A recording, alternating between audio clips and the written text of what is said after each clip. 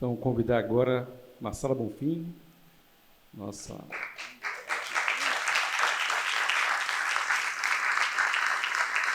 Bem-vinda, Marcela.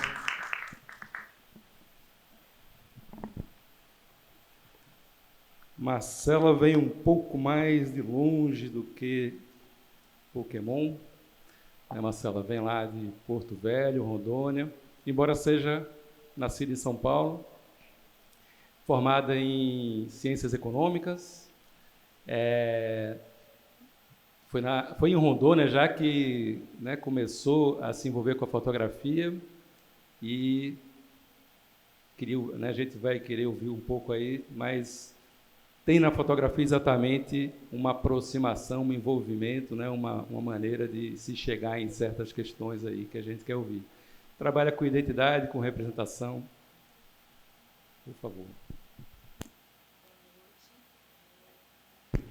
Boa noite a todas, a todos, a todes, né? É uma satisfação estar aqui, né? Estava falando um pequeno, grandíssimo encontro, né?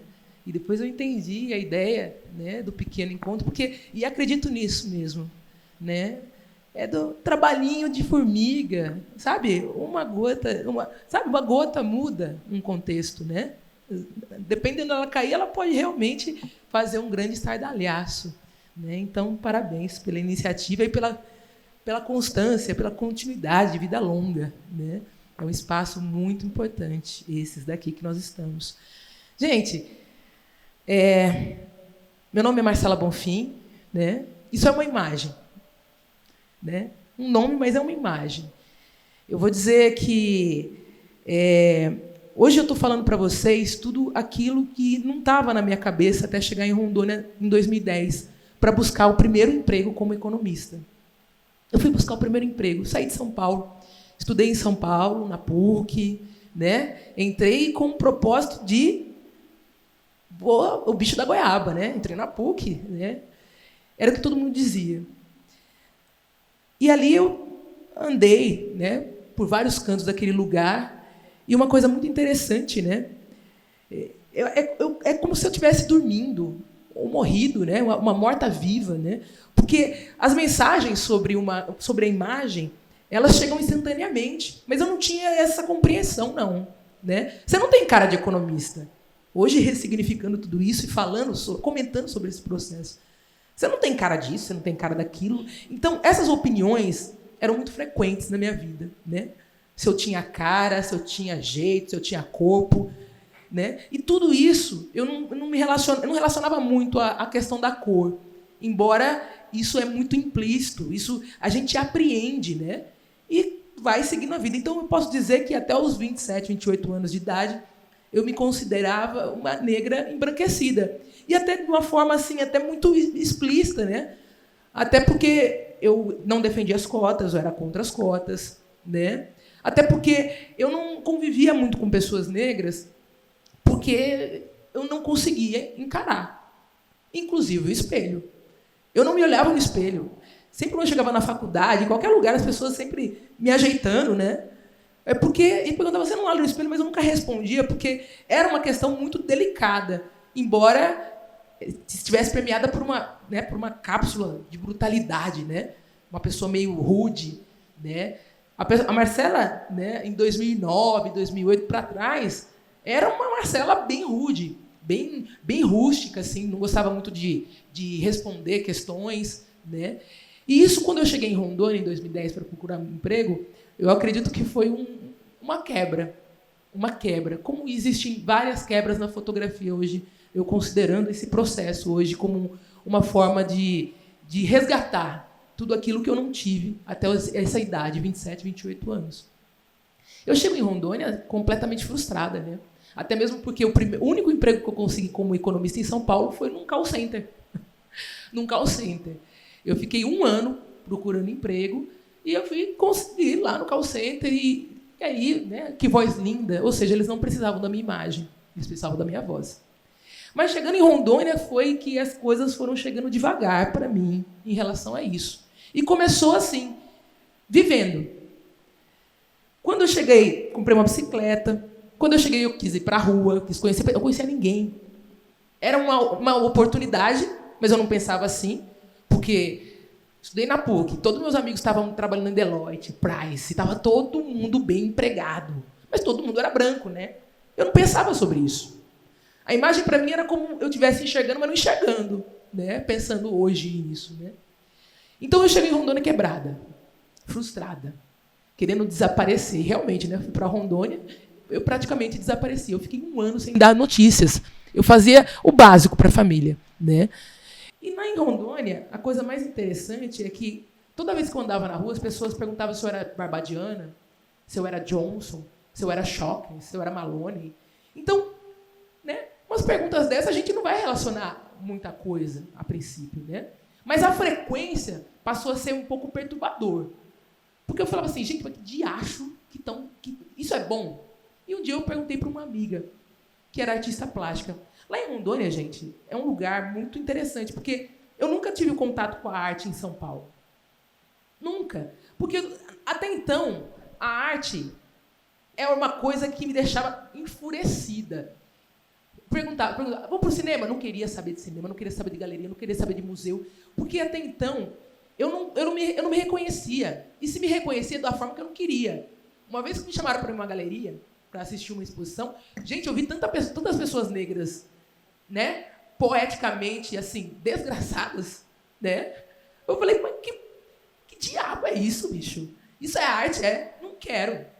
Então, esse lugar da arte, eu tirei. Sabe? Até os 28 anos era uma coisa assim que não me satisfazia. Era uma coisa que me incomodava. Até mesmo porque a maioria dos lugares que me convidavam, né? Cinema, era sempre uma história.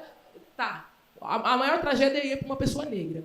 Então eu me revoltava. Porque, falando de sonho, até então, o que você vai sonhar com aquilo, gente? Se na escola você já foi muito maltratada, teve que virar praticamente uma palhaça para ser aceita. Isso eu comecei a ressignificar em Rondônia. Falei, mas, gente, que vida cruel é essa, né? Que sonho que uma pessoa pode ter depois de se formar em economia na PUC São Paulo, né? Ver todo mundo trabalhando e menos você. Aliás, quando eu entrei na Contax, para ganhar um salário de quase R$400, né? Parabéns, todo mundo falou, sua voz é linda. Eu vendia crédito do Citibank para gente rica. O último telefonema foi quando um cara falou, eu tenho dinheiro para pagar até essa sua miséria. De repente apagou. Eu acho que foi um clique. Que eu xinguei o cara até a 10ª geração próxima dele. Eu saí de lá praticamente uma louca. Eu fui demitida, óbvio, né? Mas até então eu não tinha noção do que, né, desse rio que estava acumulado, parado dentro de mim. E quando eu chego em Rondônia, eu sou apontada, né? Eu sou identificada pela imagem, mas ali eu tinha uma cara de barbadiano. Eu não tinha as não identificações que eram de São Paulo. Você não tem cara de economista. Mas era direto. Você faz arte do corpo, você faz teatro, você toca samba, mas economista. Então, essas relações, eu comecei a pensar em Rondônia. Quando eu perguntei para essa minha amiga o que é barbadiano, ela me responde, são as famílias tradicionais negras daqui, Marcela. Eu falei, mas família tradicional, não. Família tradicional é outra coisa, né? A gente vê nos livros de história que são esses aí, que estão cheios de nome na rua, né? Eu falei, mas espera lá. Ela falou, não, Marcela, gente, por quê? Eu falei, estão me identificando como barbadiano. Ela falou, então você pode ficar feliz. E foi exatamente isso. Até conhecer o primeiro barbadiano, que foi Bobo Johnson e o Júnior Johnson. E eles, né, eu brinquei, eu falei, olha, quando eu conheci eles no samba, né, no final eu fui perguntar, né, quem eram eles? Né, eles se apresentaram Norman Johnson e Jesuá Johnson. Eu falei, caraca, e o que são essas pessoas? São os fluxos, né, que seguiram do Caribe. E não são, eles vieram no corpo do barbadiano, porque o Brasil, né, essa mentalidade colonizadora, que hoje eu sei que é isso, né, faz questão de afunilar, por exemplo, as nossas identidades africanas, que eu não tenho noção quem eu sou. Eu chamo Marcela Bonfim. E isso é o que eu visto, né? Mas eu não sei o que eu sou. As identidades africanas foram completamente apagadas e foram afuniladas num corpo negro, que era um sentido pejorativo para escravizar. O barbadiano, o sentido foi mais ou menos a mesma coisa. Pegaram uma identidade e afunilaram todas as outras para identificar, né, que ele não era um negro, né, dali da região, barbadiano. E você imagina uma população dessa chegando no início do século, né? As quebras que eles também deram naquele lugar, porque no início do século o corpo negro era um corpo ainda muito sujeito, né? Gente, a gente não tinha autonomia nenhuma e ainda não temos, né? Na imagem principalmente, isso tudo se dá na imagem e se distribui para outros campos. É hoje isso que eu penso e é isso que eu milito hoje. Mas naquele período, esses que são negros de colonização inglesa, né? Então a diferença na imagem era muito grande. Até então eles chegaram naquela região, se aglomeraram num reduto, ali próximo do centro, e começaram a viver. Só que ali, né, eles começaram também a produzir toda a sua cultura, o que tornaram eles pessoas, assim, né, na cidade, né, bastante lotadas.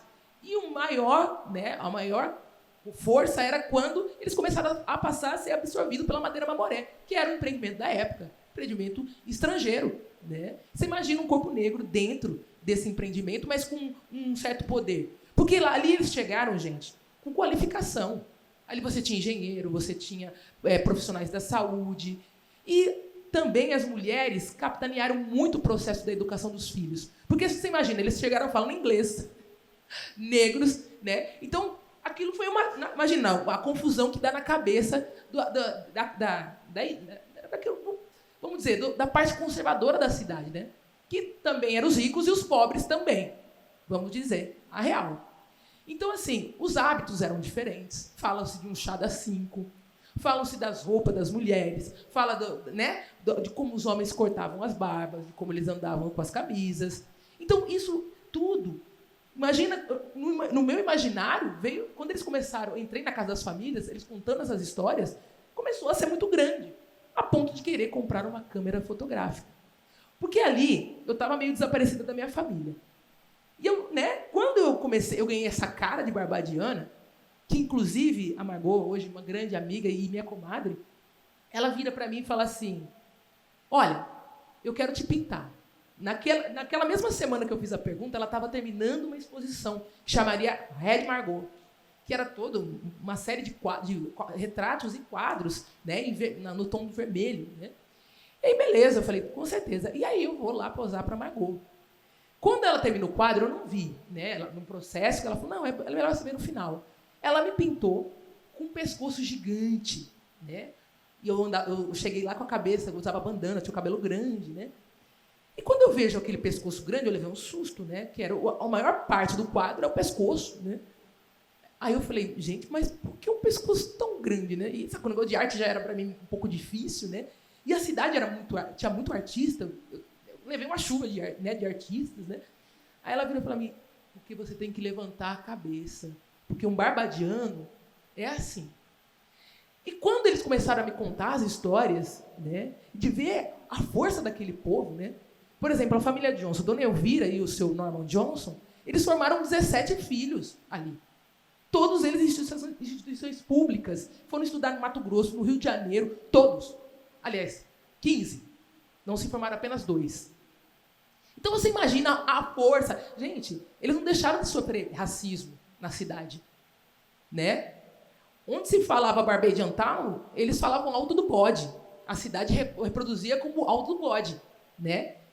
Então, assim, você imagina o que era ser um corpo negro ali. E quando eu chego ali e escuto toda essa história, né? Eu falei, não, vamos comprar essa câmera, né? Porque eu queria mostrar para minha família. Porque a minha família, depois que minha avó morreu, a gente meio se dispersou. Cada um foi para um canto, né? E eu vi a resistência daquele quintal. Tudo acontecia no quintal. Eu fui lá tocar balde com eles. Ali eu comecei a me soltar um pouco mais, como um ser humano que pode produzir uma certa alegria no corpo, né? E pode sonhar um pouquinho mais. Eu comecei a sonhar. Quando eu comprei essa câmera fotográfica, eu comprei uma T3i, que é a câmera que eu fotografo até hoje, né? Uma Canon.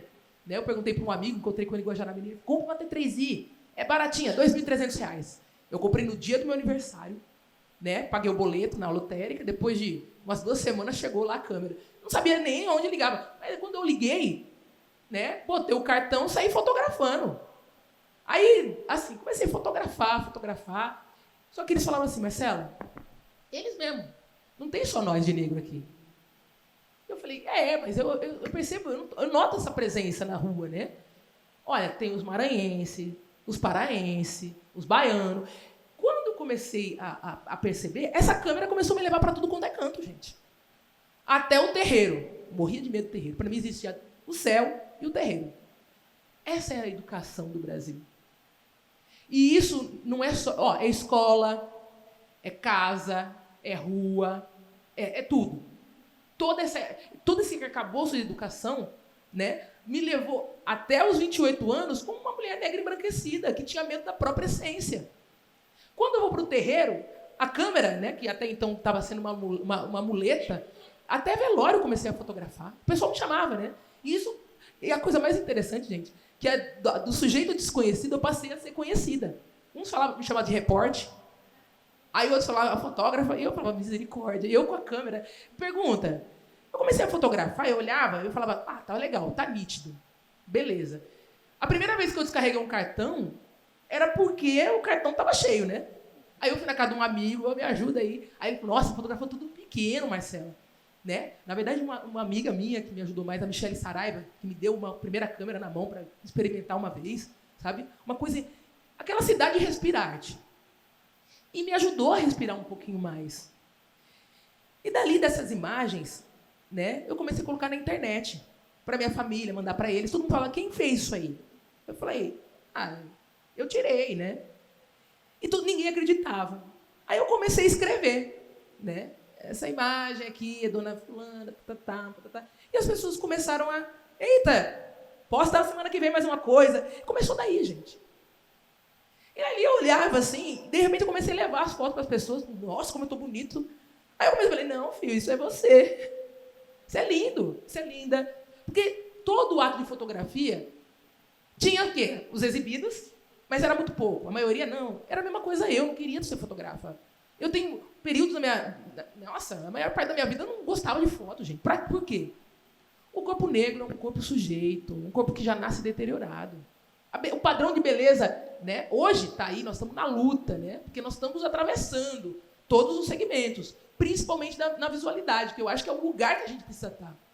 Mas o que um corpo negro que nasce com mais de 300 anos nas costas e na imagem quer sonhar, né? Mas ali em Rondônia eu falo, né? Hoje, a imagem de Rondônia. Todo esse processo, né? Colocar a Amazônia Negra, né? Rondônia no centro do debate da Amazônia Negra, não faz...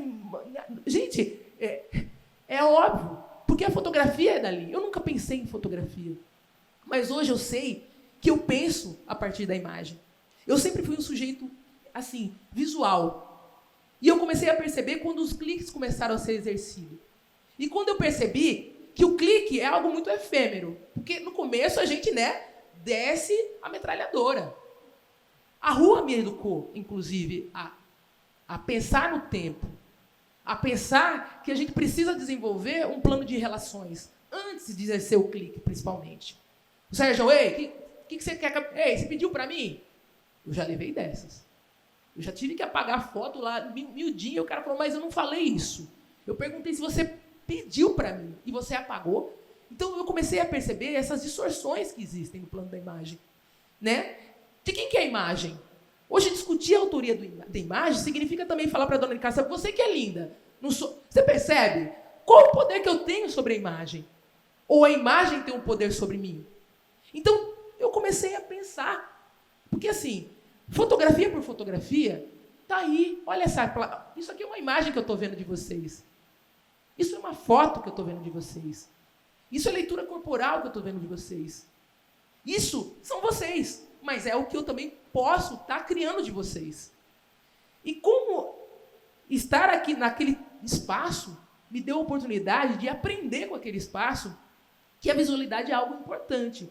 Porque o poder que me deram, me dizendo que eu era uma barbadiana, vocês não imaginam. Foi, eu acho que o maior poder que eu tive na minha vida. Quando alguém fala para mim, isso é digno. Foi a primeira vez que eu me encontro com uma imagem digna. Porque se você for pensar, o primeiro encontro do negro com a sociedade é a própria paulada sobre a imagem. O primeiro encontro do negro com o emprego é mais outra pancada sobre a própria imagem. O encontro do negro num simples ato de ir numa loja é uma paulada em relação à própria imagem. Não há um sossego na imagem. Agora, é culpa da minha imagem? Não. São os olhos de vocês. E também o meu próprio imaginário que apreendeu esses olhos. Então, é muito interessante. Eu falo assim, eu vivo um filme. Às vezes eu não sei se eu estou sonhando, se eu estou na realidade. Porque a coisa é tão interessante quando você encontra alguém, você hoje poder fazer uma leitura corporal, uma leitura dos olhos da pessoa, o que ela está pensando da minha imagem, né? Porque a minha imagem chega primeiro antes de eu me apresentar. Eu não tenho nem oportunidade, muitas vezes. 90% eu não tenho oportunidade de me apresentar. Já logo fecha-se a porta. É como o primeiro emprego. Foram mais de 20 entrevistas em São Paulo em 2009. Eu com o diploma. Até então o diploma ia. A primeira fase, que era internet. Segunda fase, que era não sei o quê. Terceira. A última fase, que era presencial, acabou o sonho. Virava, de novo, o mesmo pesadelo. Só que a pior coisa, gente, é quando a gente está vivo, morto. Eu falo que em São Paulo eu era praticamente uma pessoa morta. Eu não tinha essa consciência visual. Por isso que eu falo que a consciência visual é um aspecto muito importante. É para todo mundo, não é para nós que estamos aqui, não. O mundo precisa desenvolver. Eu falo, hoje eu sou uma pessoa, uma militante, uma peregrina, uma messiânica. Eu preciso pregar a minha imagem. Porque eu preciso ser bem olhada. Isso depende da minha qualidade de vida. Vocês param para pensar, uma pessoa que depende de você, para bem viver. É injusto, mas é real. É injusto, mas é real. Por isso que aí eu comecei e falei, não, cara, a foto pela foto é da dona Nicássia, é do Dudu, é da dona Tomásia, é do Bubu. Agora, o que pode ser meu é uma reflexão sobre a minha própria imagem. E quando eu vou com a minha imagem para dentro desse processo, que foi se transformando aos poucos, né? Porque até então eu não sabia o que isso ia acontecer, né? Desde 2012 fotografando e pensando essas imagens, né? Pensando por que eu não me pensava uma pessoa bonita, por que eu não conseguia, sabe, olhar um horizonte maior do que eu olhava, né? Eu olhava para o consumo. Isso é o horizonte de uma pessoa que realmente está dentro de um plano colonial. Quando eu vou para Rondônia, esse consumo virou imagem. Mas melhor que imagem, virou uma reflexão em vários planos de reflexão, de relações que foram sendo criadas. A oralidade. Quando uma pessoa contava uma história, o balão começava a abrir na minha cabeça. Eu começava a ver algumas imagens. E ali eu comecei a me perceber como uma busca, porque todas as pessoas ali, a maioria das pessoas que eu fotografei, algum traço tinha na minha família, algum traço tinha no meu rosto, algum traço tinha nesse imaginário, nessa busca de quem eu sou. Eu não tenho uma árvore genealógica, mas agora eu tenho. E é muito interessante perceber que essas pessoas também, ao mesmo tempo que eu estava tratando uma questão, essas pessoas também, de alguma forma, estavam tratando a delas. A dona Nicássia, quando eu encontrei ela em Vila Bela, ela abriu a porta, eu falei, nossa, a senhora tem olho azul. Ela falou, minha filha, isso aqui são 2 pares de catarata. Eu falei, não, mas é azul. Aí eu quis fotografar, eu meti a câmera e falei, epa, olha a educação. Sabe? Olha a educação, menina, né? Eu falei, opa, vamos conversar. Ela fazia canjinjim. Parece a bebida axé daqui, é muito parecida. Mas lá a gente bebe quente. Vou até botar o canjinjim dela na geladeira para ver se fica nessa pegada do axé. Que o canjinjim era o quê? Uma bebida que nós, povos negros ali de Vila Bela, fazia as mulheres para amenizar a pena dos seus companheiros. E ainda botava bebida para dançar para os senhores. Imagina essa imagem. Isso não tem nada a ver com dignidade. Mas hoje o canjinjim ser vendido na festança é a dignidade que foi se formada e foi tratada pelo povo negro. Eu falo assim que eu sou hoje um resultado de uma coisa que vem muito atrás. Nós fomos pegos pela imagem. E hoje nós estamos nos reapropriando dessa imagem e tornando ela um manualzinho, sabe? Aos poucos, cada um que vai entrando nesse campo vai dizendo sobre essa imagem. Ou seja, a imagem, hoje, ela fala. Não é aquela imagem que eu entrei na galeria e eu vi um negro deitado no banco da praça, aí porque pousou um passarinho ali, Poética? Que poética é essa? Isso é um assombro, isso é um pesadelo para mim, gente. Uma pessoa que até os 28 anos não conseguia se olhar no espelho. Então, hoje ressignificar isso, né, reconhecer isso, para mim, é uma forma de aprendizado. Porque aquele espaço e todos os espaços ensinam. Aqui na oficina, a gente fala, né, as pequenas conversas, os pequenos diálogos. Por isso que eu faço questão de ser gentil com a rua, porque foi a rua que deu o primeiro clique. A minha primeira imagem não fui eu que fiz, não fui eu que cliquei, porque eu não faço nada. Foi a rua que clicou, me apontando o Barbadiano, me apontando a família Johnson. Você não imagina como isso foi uma transformação, a dignidade para quem nunca se sentiu na imagem. Aquilo foi transformador. Eu lembro que meu pai, né, Bonfim, né, meu pai, quando eu era pequena, né, era sempre, né, perguntando, de onde veio o Bonfim? Fernando da Silva, seu avô, Bonfim. Meu pai vira para mim e fala, sei lá, veio de uma fazenda. Eu falei, caraca, mas e sua mãe? Fazenda, Marcelo. Eu peguei o nome da fazenda, não é meu. Então, hoje, percebe como isso, né, eu carrego um sobrenome que não é meu, né? É Bonfim. Uma fazenda, geralmente, né, eu acho que é do português. Eu não sei se é dessas bandas, é do Nordeste. A gente não tem noção de onde a gente saiu, né? E fico tentando remontar essas imagens no que eu encontro, porque hoje a única coisa que nós temos, nós, populações negras, não somos um corpo só, somos muitos.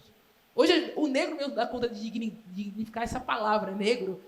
Se você for olhar, o negro nasce de uma coisa muito bizarra, né? Uma coisificação, né? E hoje, não, pode falar negro, que na década de 90, né? O pessoal perguntava, você quer ser chamada de cor? Nossa, na escola me davam, né? Escolhe, de cor, negra, preta, pretinha. Eu ficava, meu Deus, marrom. Chama do que você quiser. Chama do que você quiser. Então, você percebe que como é que você quer sonhar com um corpo todo né? Estressado. São muitos pedaços. E hoje eu me sinto assim na fotografia, catando caquinho, né? Vendo da onde eu posso ter vindo. Só que de uma forma digna, sabe? Hoje eu vejo que cada pessoa que eu encontro, que me encontra, né? Sabe, é um pedaço de dignidade. Ouvir uma história hoje significa criar um plano muito grande de imagem.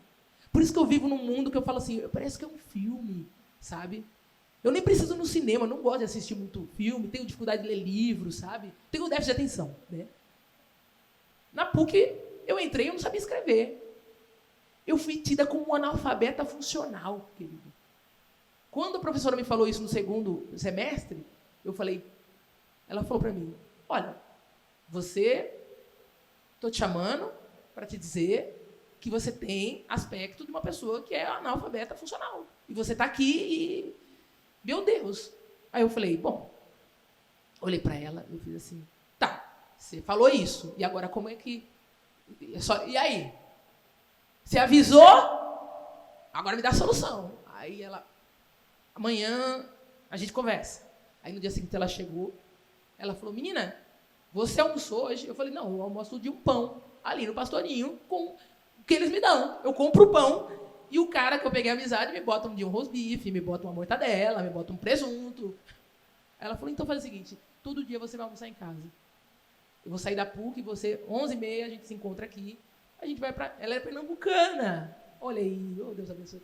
Uma pessoa, eu amo ela, assim, mas foi uma pancada, mas ela deu a solução. Ela deu a solução. Começou a me levar para almoçar na casa dela. E dali eu comecei a trabalhar na biblioteca dela, a catalogar os livros. Porque ela via que eu tinha muita dificuldade de ler. Ela falava, é dislexia? Aí me levaram para a PUC, para o setor de social. Já tinha bolsa lá, falou, não, a bolsista está dando de problema demais. Aí foram fazer a análise, déficit de atenção. E aí?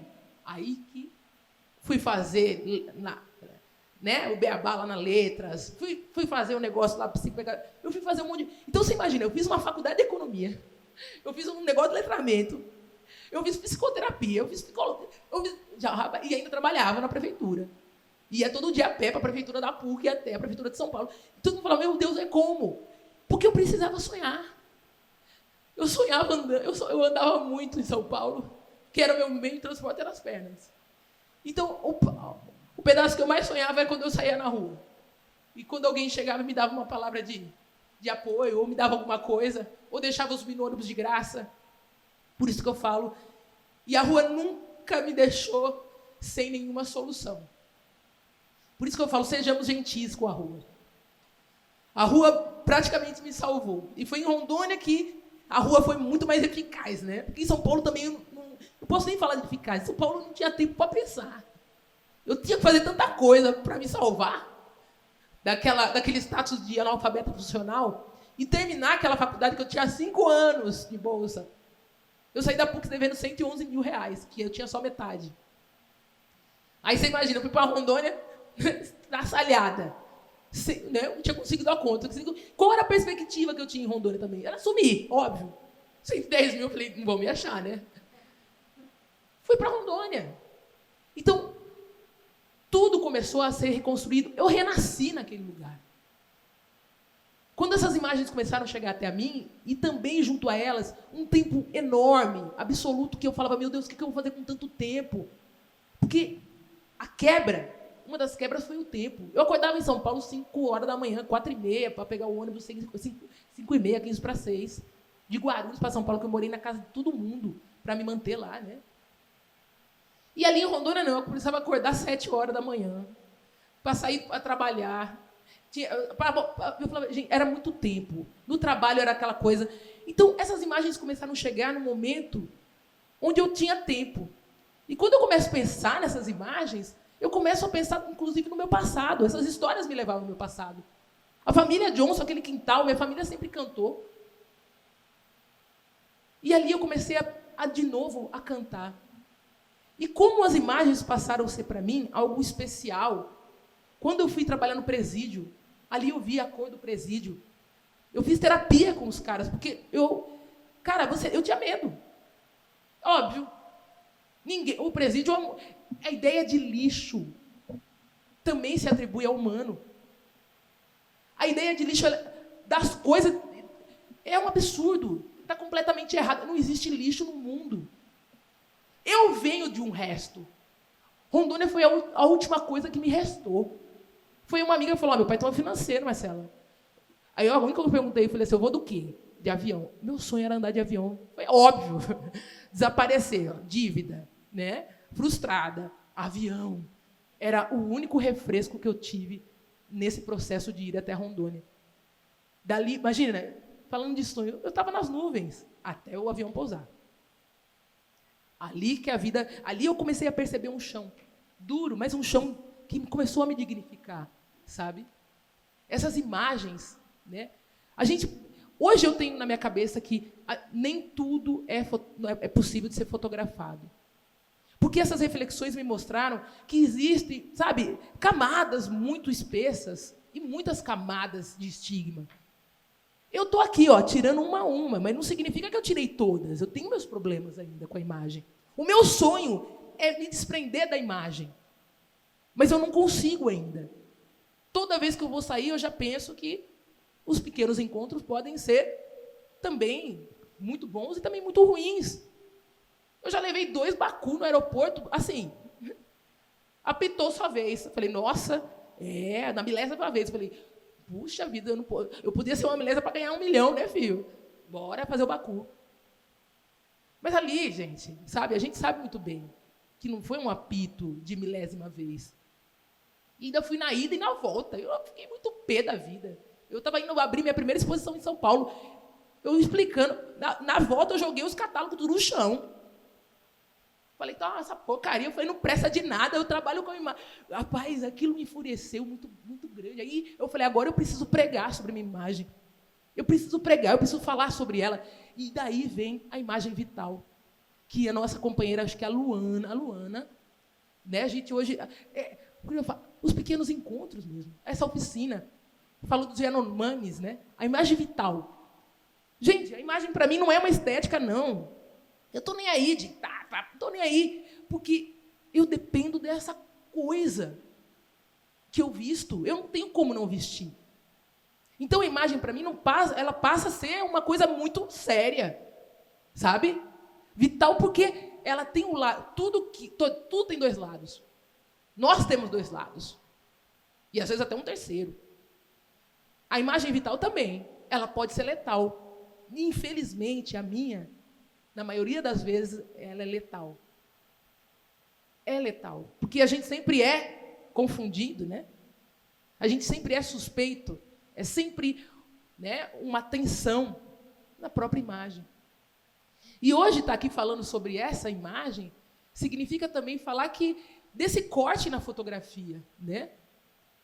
O corpo negro, o corpo indígena, o corpo marginal, o corpo trans, é um corpo que é um trem que está passando na fotografia, no contexto geral, mais fortemente no Brasil. Então eu vejo o Brasil como um lugar tão, assim, tão potente, no sentido da gente criar algumas ferramentas que a gente possa, sabe, trabalhar mais sobre isso, porque nós estamos discutindo isso aqui.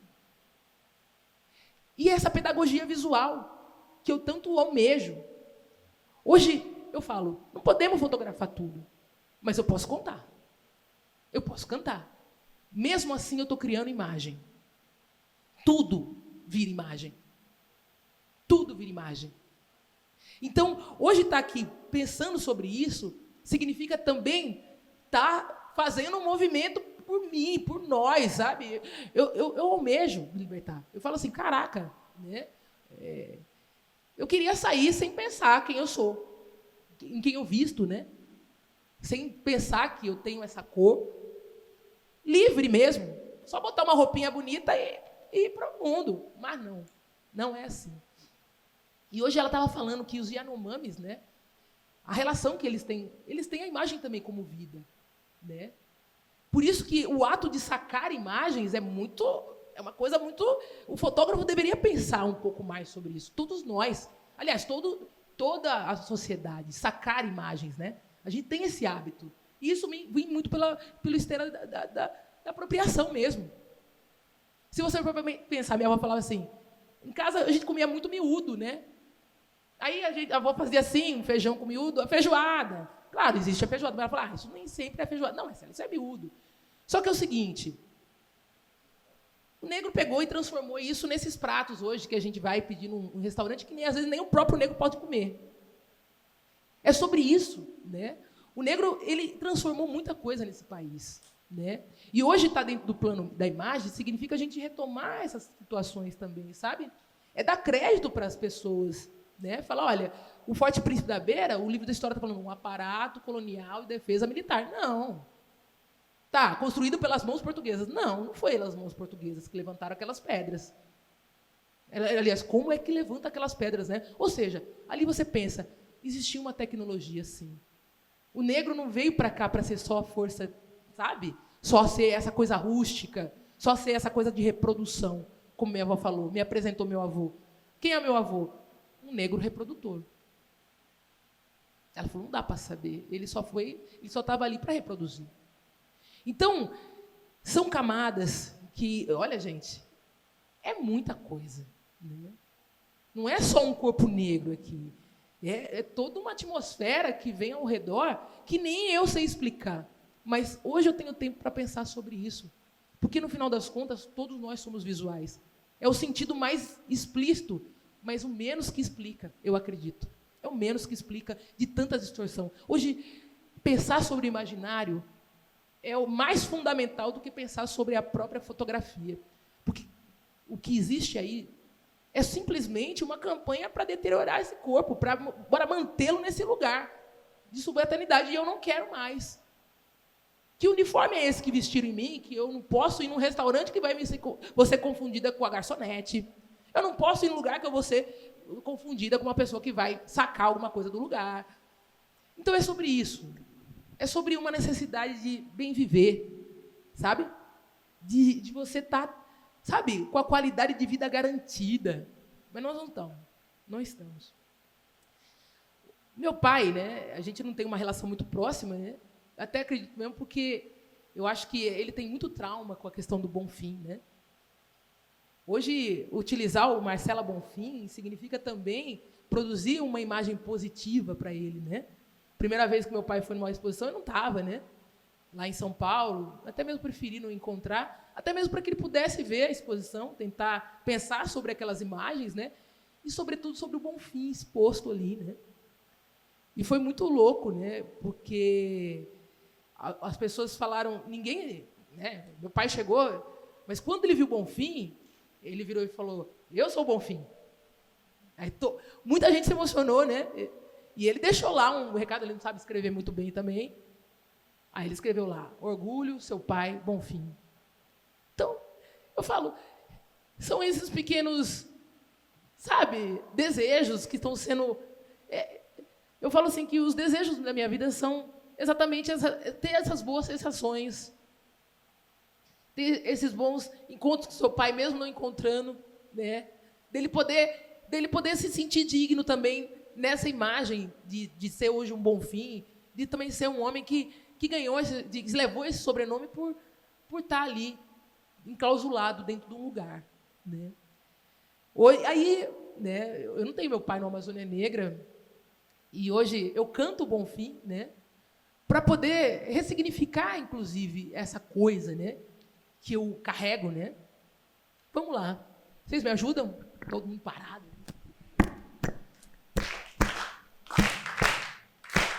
Bonfim é o sobrenome da fazenda, é o sobrenome da fazenda, é o sobrenome do senhor.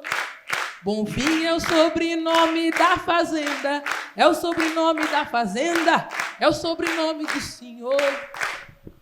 O rio-mar é do senhor, o céu e a terra é do senhor, o filho e o pai é do senhor, é do senhor.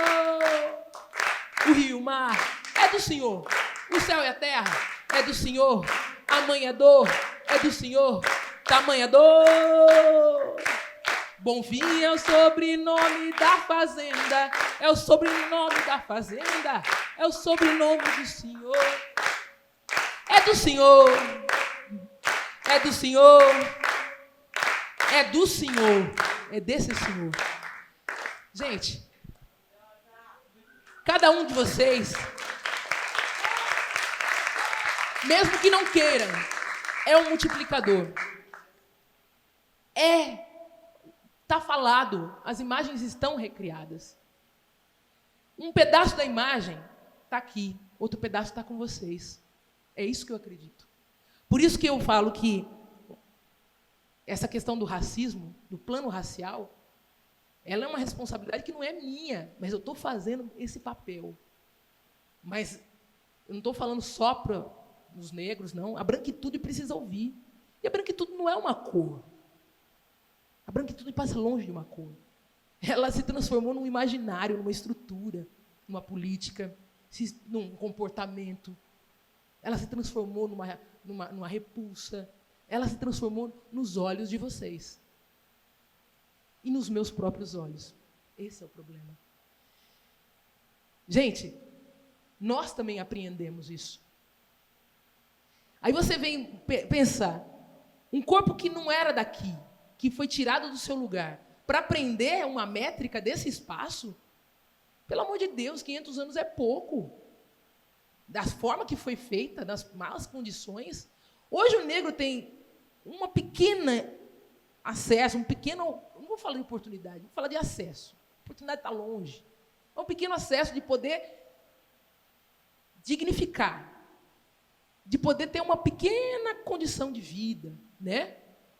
Mas existe ainda um arcabouço muito grande. Até o último não ser liberto, eu não estou liberta. É essa a questão. Por isso que eu falo que é uma pregação, sim, porque vocês estão aqui. Eu estou falando para pessoas. Eu estou falando para imaginários que precisam, também como o meu, se reconstituir. Por isso que é ressignificar. O conhecimento, né? A gente poder reconstituir algumas coisas. A universidade tem conhecimento. Para mim não tem coisa nenhuma. A PUC, ela não me ensinou o que Rondônia me ensina, que é muito mais valioso. Vou dizer uma coisa para você. Modelos econômicos eu vejo em Rondônia. Agora em Quixaramobim, quando eu fui, aqui em Olinda, as pessoas me apresentando as ruas e como as pessoas vivem.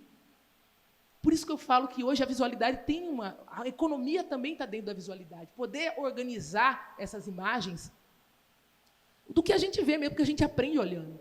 Exu, que é nossas porteiras da nossa religiosidade, conta essa história que ele aprendeu ali, vendo com Deus ali, aprendeu olhando tudo que ele faz. E quantos Exu? São vários. Então, são vários aprendizados.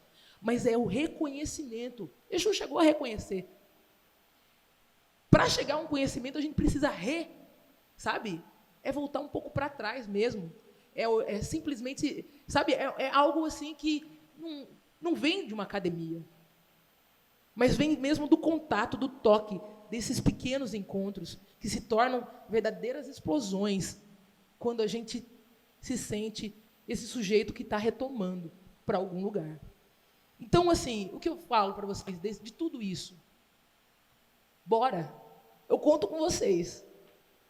Sejam gentis com a rua, sabe? Hoje a gente estava na Rua do Amparo e a gente ali, eu percebendo, todo mundo ali amparando alguma coisa, sabe? Todo mundo ali chamando o povo para fazer junto. Bora ali, fazer uma foto, bora ali. Porque às vezes a pessoa ela precisa mesmo dessa gentileza de falar, vem cá fazer uma imagem. Não, eu quero a tua imagem, sabe? É dignificar. A autoestima passa por aí. Né? Então eu conto com vocês. É um processo que eu falo assim, jamais pode ser solitário, porque a imagem, ela não existe com uma pessoa só. Ela só existe a partir de 2. De 3 fica melhor, de 4, 5, 6, 7. Mas, enfim. Agora, o imaginário é que me interessa. O que vocês pensam sobre essa imagem? Eu vou terminar assim. Essa imagem representa muitas. Então, o que vocês pensam profundamente? Será que vocês continuam atravessando a rua com medo dessa imagem? Eu já fiz isso. Eu já fiz isso. Eu já fiz isso. Então, vamos lá. Conto com vocês. Axé.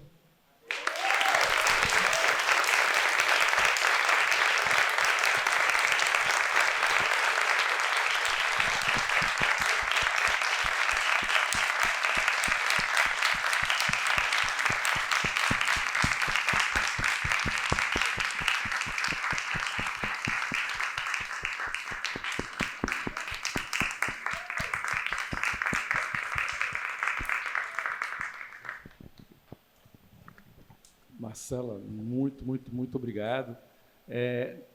Sim, a gente não consegue mais fazer, acho que perguntar aí para vocês alguma pergunta, alguma comentário, né? Mas é tanta coisa, né? Tanta força, né? Tanta energia. Eu estava até preocupado assim, toma uma aguinha. Na hora a gente esquece. Mas alguém quer fazer um comentário? Alguém quer fazer uma pergunta?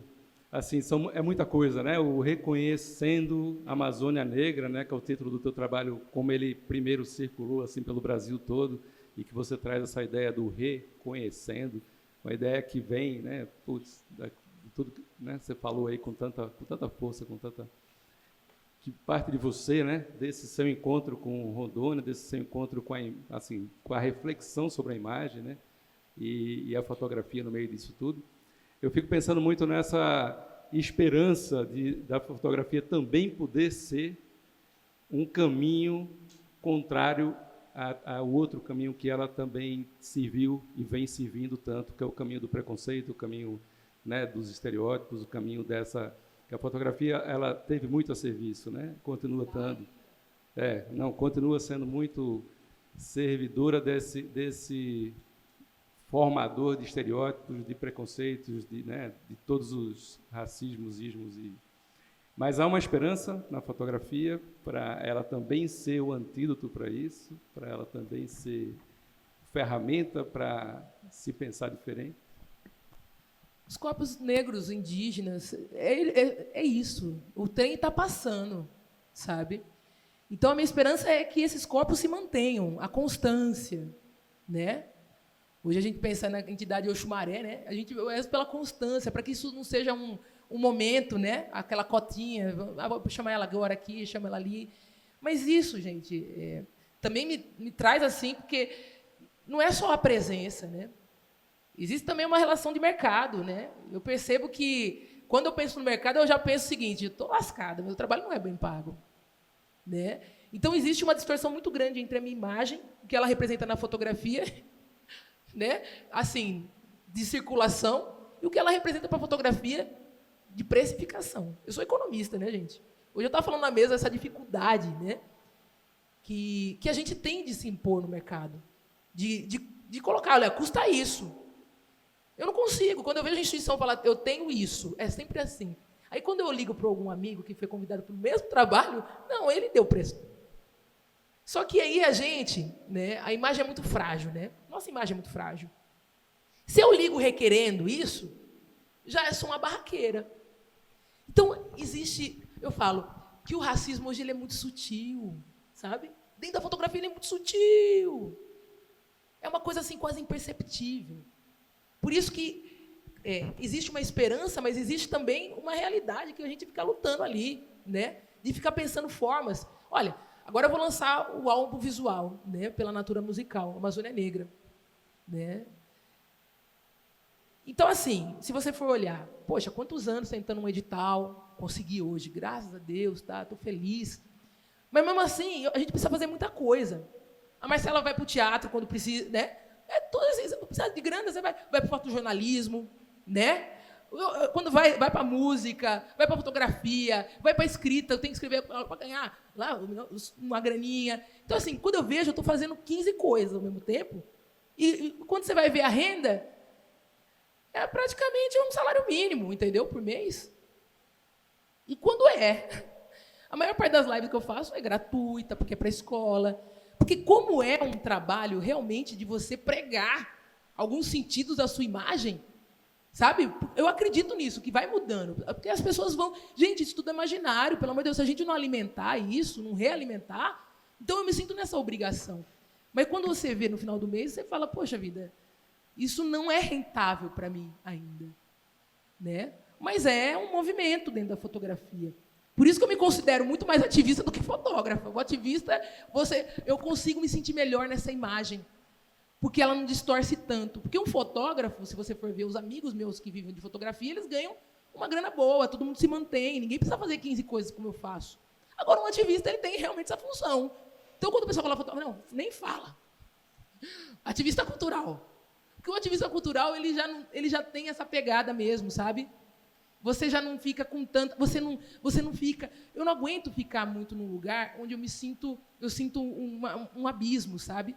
Nessa imagem de fotógrafa, nessa imagem, eu sinto um abismo com a minha realidade. Eu moro numa comunidade na beira do Rio Madeira, né?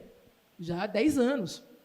E na pandemia foi muito interessante porque eles passaram a me conhecer melhor.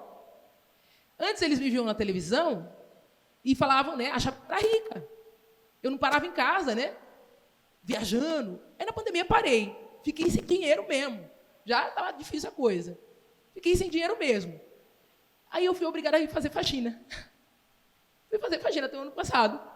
Fazia faxina. Ganhei um prêmio. Me avisaram, eu fazendo faxina. Falei, ganhei um prêmio nacional de artes contemporâneas, um dos mais importantes, fazendo faxina. Todo mundo olhou para minha cara e falou, meu Deus, que distorção é essa? Olha o tamanho desse abismo, né? Então, é sobre isso que a gente está falando, sabe? A imagem não explica nada, nada. Isso eu tenho dentro de mim, eu tenho absoluta certeza. E quando eu falo para vocês, eu estou falando da minha realidade. Eu estou botando meu corpo para jogo. Mas mesmo nesse lugar, eu me sinto otimista. Porque eu sou obrigada. Tem gente que fala sobre o positivismo tóxico, eu acho uma besteira. Porque dentro de um corpo negro e um corpo indígena, você imagina um negro enclausulado na época da escravidão. Gente, existia... Hoje o pessoal fala sobre banzo, né? Eu vi ali. O banzo era o seguinte... A única coisa que a gente tinha de liberdade era a cabeça. O meu avô, a minha mãe falava assim, ele entrava em banzo, né? Era um momento que ele parava, ninguém tirava ele daquele lugar. Você falava com ele, ele sumia. E era uma prática muito comum dos negros escravos. Porque você imagina, uma condição insalubre, porrada todo dia, violência, ter que trabalhar, sem nenhum reconhecimento. Reconhecimento passava É um abismo, longíssimo. Então, a cabeça é a única coisa que você tem, né? Então, eu penso nisso. Hoje, eu também preciso acreditar que isso vai dar em algum lugar. Eu preciso acreditar que eu vou superar essas questões, que são camadas. A camada econômica ela é muito forte também dentro desse processo. Por isso que eu falei, não, para lá. Economia visual. Hoje eu trabalho nesse princípio de uma pedagogia, de uma economia. Eu vou trabalhando essas camadas. Tudo aquilo que eu for me sentindo assim, que existe uma pertinência para tratar dos meus problemas, principalmente, eu trato meus problemas dentro da fotografia. Eu estou trabalhando agora com a economia visual. Porque eu preciso trabalhar, eu preciso tratar isso, jogar isso mais para o chão. Sair da era do imaginário e jogar mais para o chão. Isso precisa também ser, para mim, não só uma questão de qualidade de vida, no sentido de me sentir bem olhada, mas também de ter uma segurança. Qual a segurança? Eu não tenho um plano de saúde, vou fazer 40 anos, eu não tenho um plano de saúde. Eu não tenho... E isso é a realidade do negro no Brasil. Minha mãe não soube. Minha mãe, vou falar, as mulheres negras faziam muito com pouco, né? O miúdo virava coisas deliciosas, né? Que hoje são vendidas em restaurantes, elas são muito mal pagas, inclusive, né? Então, assim, mas assim, quando chega a modernidade, a maioria dessas mulheres não sabe lidar com essas questões. Então, minha mãe é uma dessas, né? Desorganizada financeiramente. E eu também me vi nesse lugar, mesmo economista, mas com uma série de dificuldades em me organizar, principalmente de dar a precificar meu trabalho. Então, assim, é muito doido, é parte de uma vida, sabe?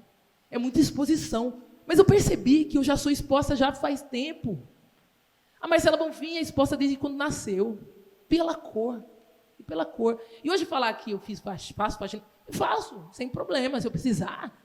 Quando eu cheguei em Porto Velho, eu servi a cidade inteira num restaurante, na bandeja. Aí, quando eu fui contratada como economista no governo de Rondônia, fui trabalhar do lado do governador, inclusive, porque os caras falaram, poxa, na primeira semana, ela faz umas coisas, ela sabe fazer planilha. Me levaram lá para uma secretaria bacana, e tudo mais. Ainda demorou 2 anos para os caras perceberem que eu já não estava mais trabalhando naquele restaurante. Então, assim, o reconhecimento, para mim, passa a ser um suporte fundamental.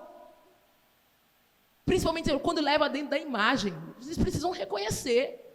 Porque a academia ela vai para essas comunidades buscar esse conhecimento, esse reconhecimento, né, e troca por conhecimento como se fossem deles. E quando eu vou para a comunidade morar, eu vejo isso. Que depois eu passei também a ser um alvo dos fotógrafos, né? Um dia me fotografaram lá, espremendo roupa e botando no varal, eu toda na misericórdia. Aí botaram na internet lá, uma ribeirinha, eu falei, se lascar. Eu falei, se lascar, filho da mãe. Eu sei o que você está querendo fazer. Ou seja, ele antes de clicar aquilo, ele já sabia, ele queria colocar alguém nesse chão ali, sabe, do imaginário dele, né? E tudo isso está aí na minha cabeça ali. Eu estou acreditando, gente. Eu estou me acreditando possível hoje. A primeira crença, o primeiro otimismo de tudo isso é se sentir possível. E isso não existia até os 27 anos. Eu estava ali, né, acreditando na meritocracia. Era diferente de se sentir possível. Eu achei que aquilo fosse uma receita. Estudo, que minha mãe falava, estudou? Eu estudei e nada. Né? Então, há algo de errado. E está na cabeça de todo mundo, né? Inclusive na minha. Né? Até eu me perceber, até eu despertar que eu era uma mulher negra, gente, nossa senhora, eu apanhei demais. Como a minha avó dizia, existe, você aprender no amor ou na dor. Hoje eu tento aprender mais no amor. Né? Mas mesmo dentro de tudo isso, né, a gente percebe que ainda existem muitas dores a ser tratadas. Né? E é isso, né? É um trabalho que fala, inclusive, né, essa autoexposição. Né? Tem que ter muita coragem, gente, sabe? Por isso que eu falo que a fotografia é um lugar muito doido, sabe? Eu acho que a gente precisava realmente sentar um pouco antes de fotografar. A gente precisava pensar um pouco mais, sabe? Porque é muito efêmero o clique. Esse movimento é muito efêmero, é um movimento mecânico. Agora, esse aqui, é o que importa. Volto a repetir. O que vocês pensam dessa imagem?